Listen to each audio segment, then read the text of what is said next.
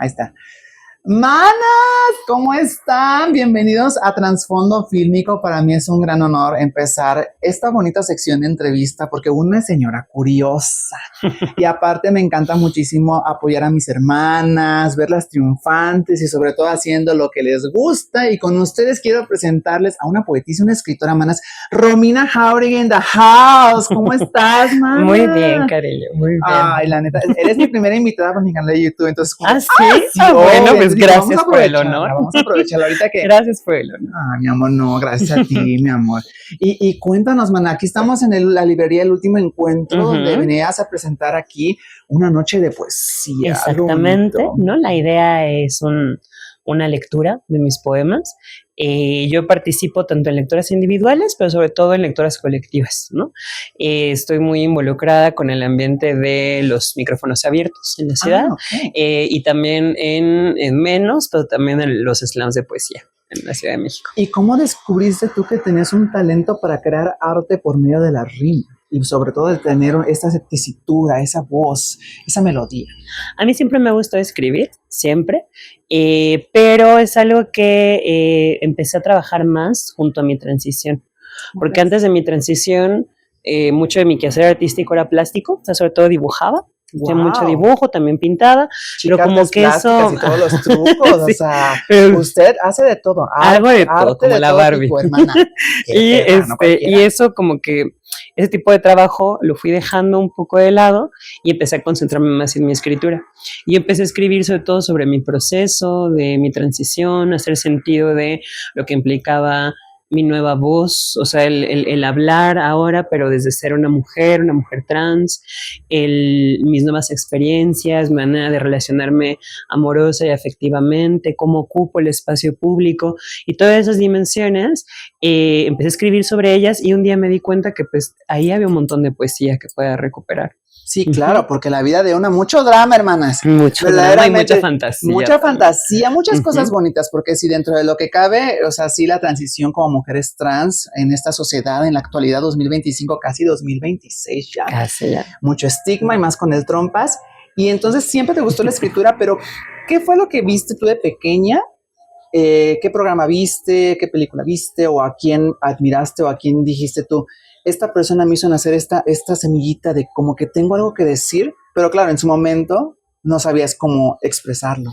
Pues en la infancia yo leía mucho como libros como sobre todo de divulgación científica, así de dinosaurios, animales, pero la literatura la empecé a descubrir en la primaria, leí por ejemplo a Roald Dahl con Matilda, pienso en La historia interminable de Michael Ende, que es uno de mis libros favoritos y que me abrió estas posibilidades de que la literatura tiene otros mundos, otras sonoridades, otras posibilidades. ¿Te gustó la película de La historia sin fin? Me gustaba antes de leer el libro, ya cuando lo leí, que lo leí en sexto de primaria, fue como, no, o sea, es que hay tantas cosas que se dejan detrás. Sí, y ni siquiera la segunda parte. No, menos, la segunda parte peor, pero sí me gustó, en su momento, en la infancia me gustaba.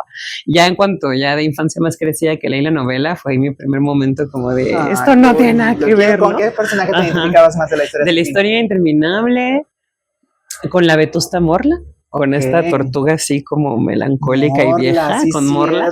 Porque es que en mi infancia yo jugaba, o sea, como que un espacio donde me dejaban como adoptar papeles o roles femeninos en los juegos era como una anciana.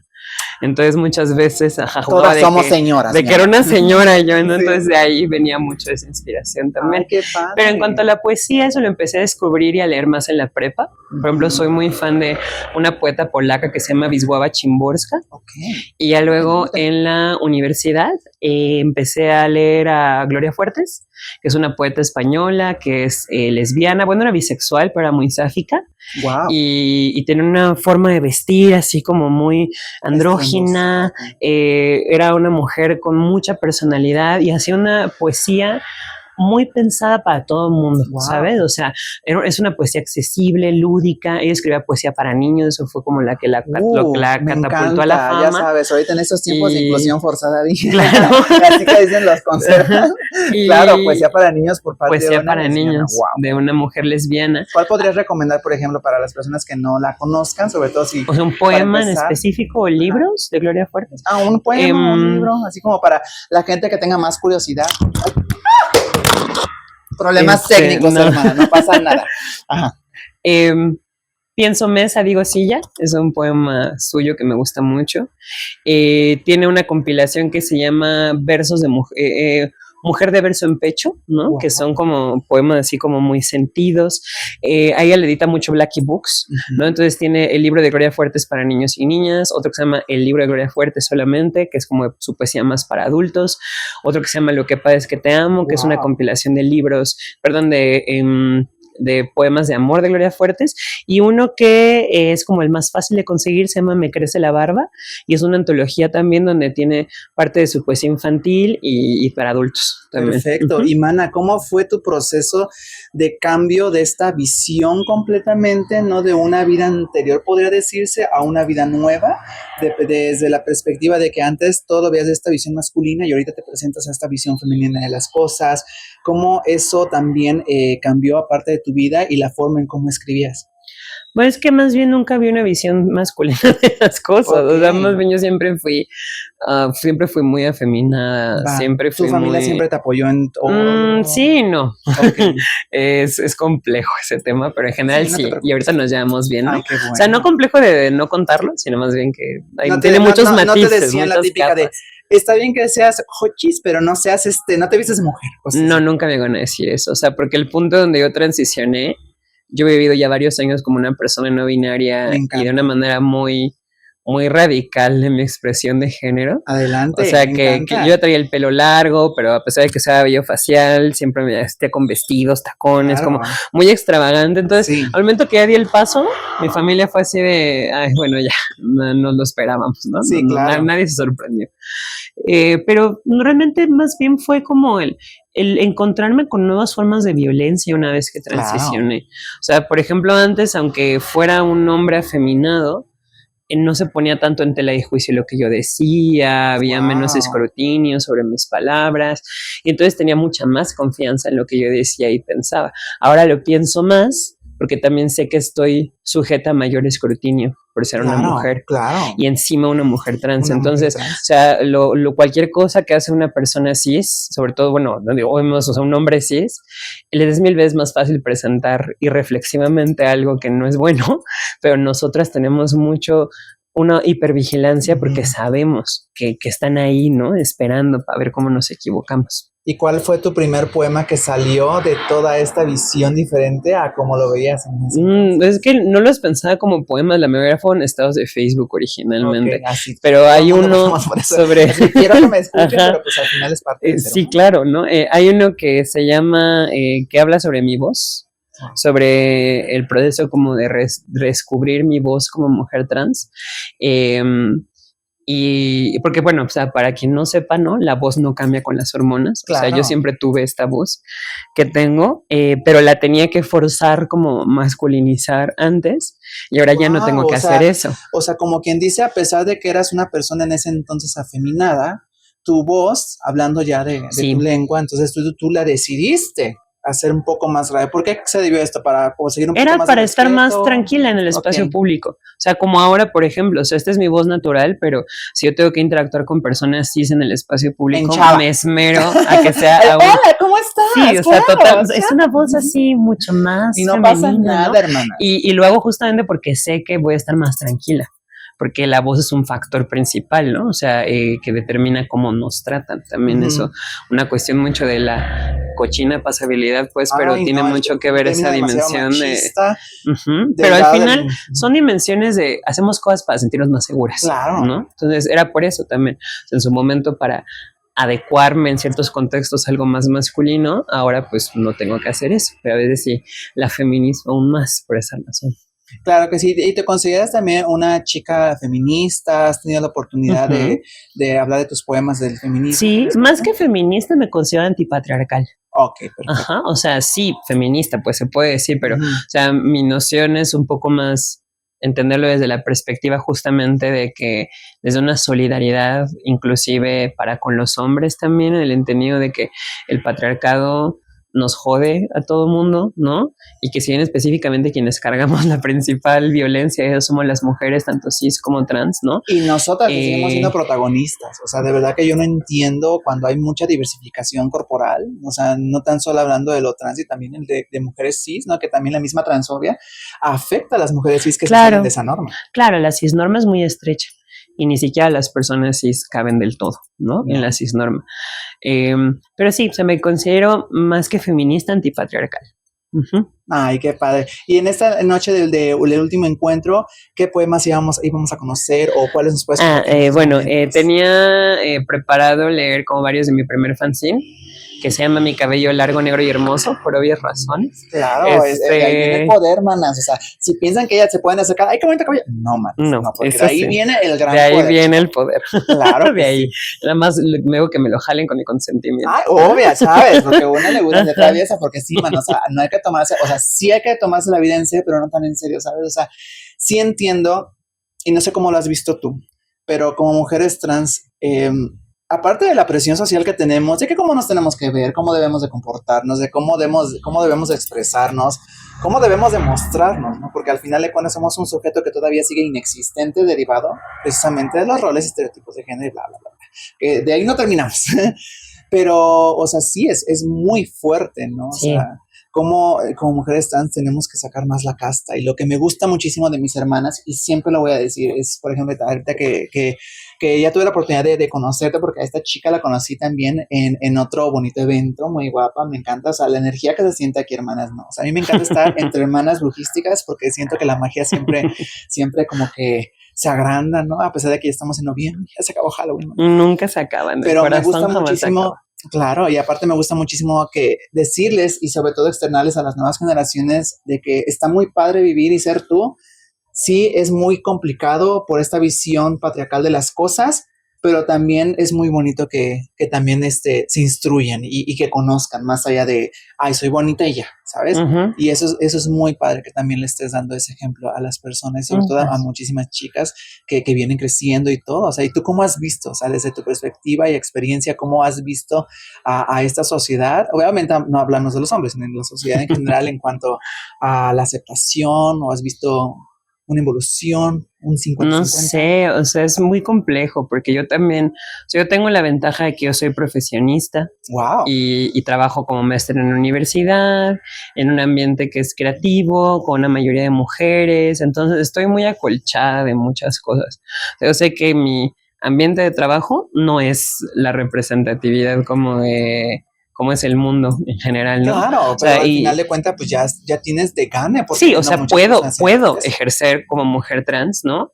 Un trabajo profesional. O sea, hace 10, 15 años era impensable, ¿no? Era mucho más difícil y sigue siendo muy difícil. O sea, yo a mis alumnos les pregunto, ¿quién de ustedes ha tenido otra maestra trans o un maestro trans? O sea, sí eres muy abierta. Sí, sí, totalmente. Y nunca ninguno o ninguna me puede responder que sí.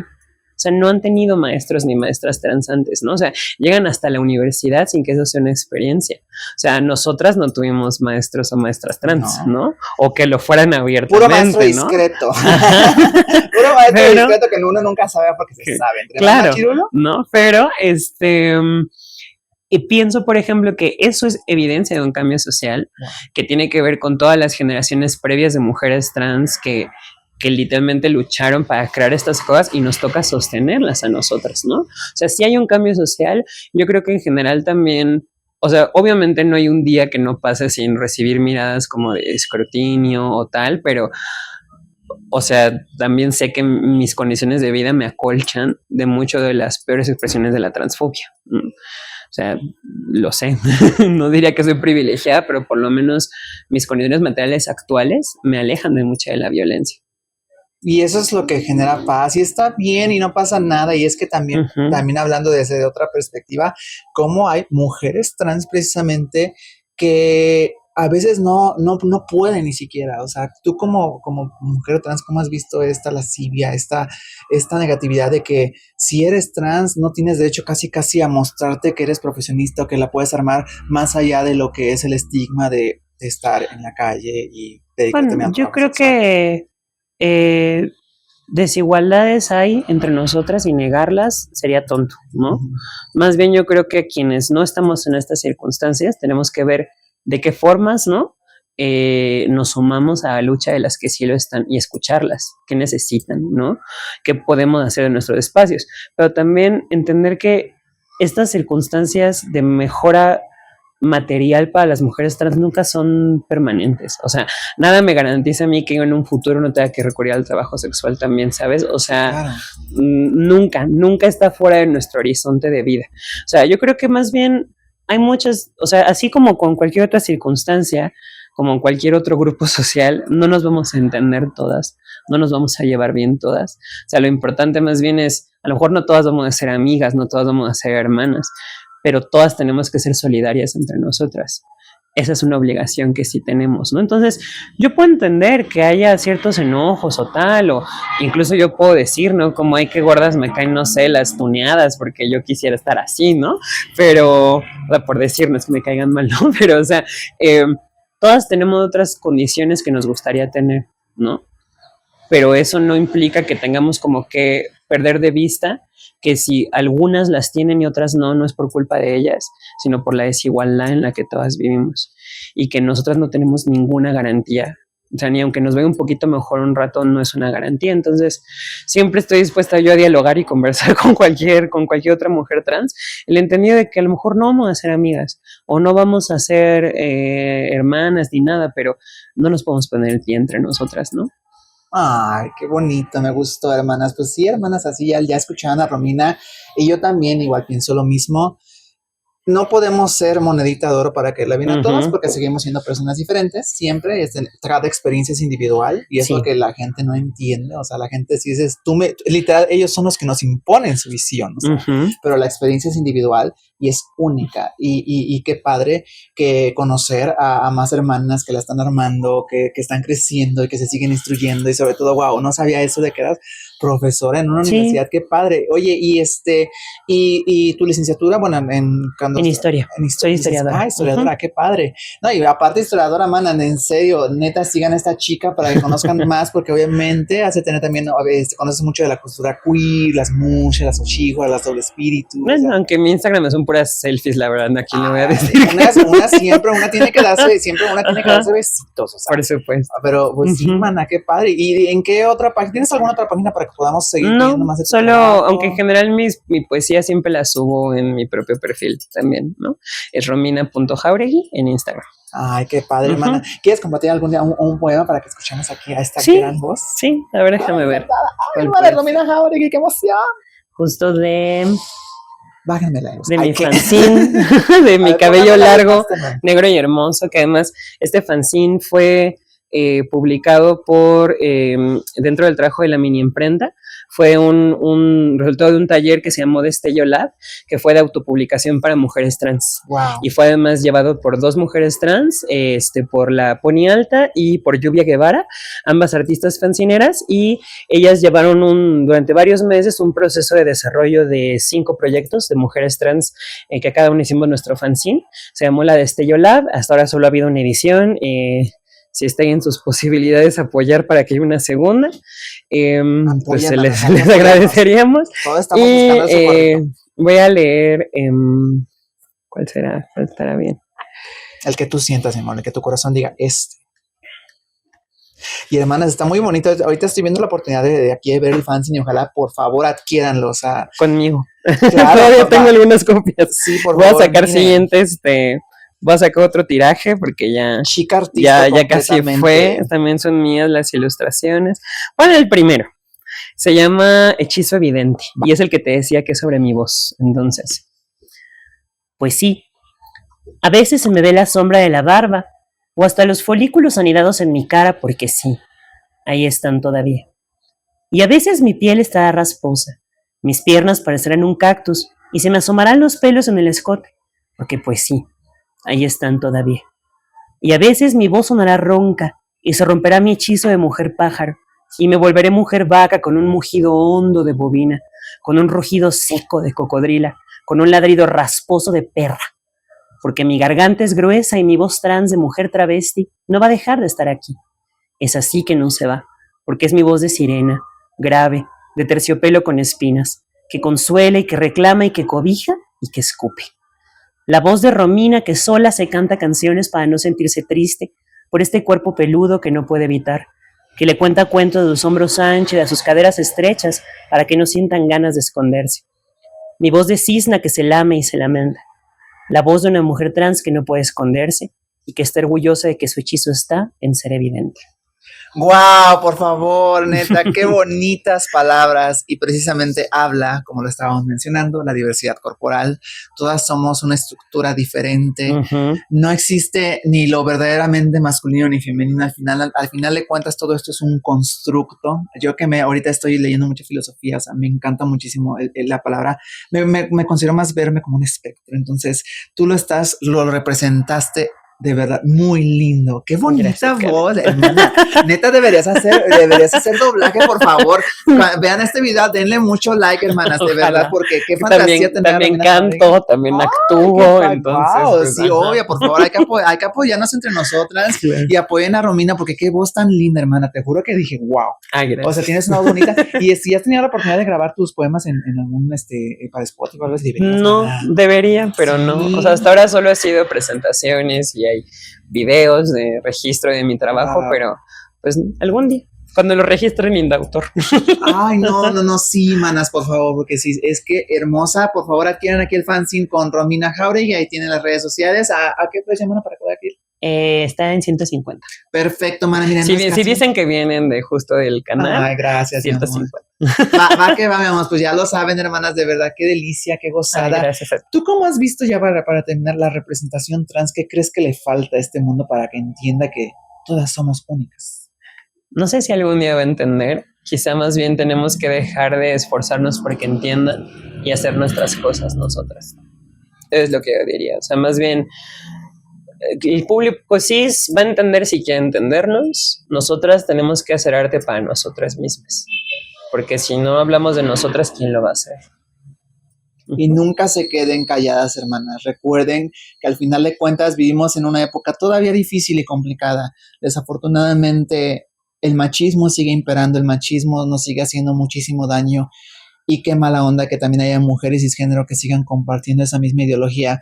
Pero si nos mantenemos fuertes entre hermanas, creo que podemos tener la dicha y sobre todo de que sigamos compartiendo trabajos como este, como el de que conozcamos a Romina Jauregui, que vean que al final de cuentas, no nada más, sí entiendo las pérdidas para mí, o sea, sí me ayudaron en su momento así de pues, mucha seguridad, pero pues entiendo que es lo que ve el mundo masificado, pero no todas somos Wendy, no todas somos Karina y no todas somos Paola, o sea. Tienen su función. Cada quien tiene su función en su vida y es muy válido, independientemente de que sí, su mensaje lo van a ser el correcto.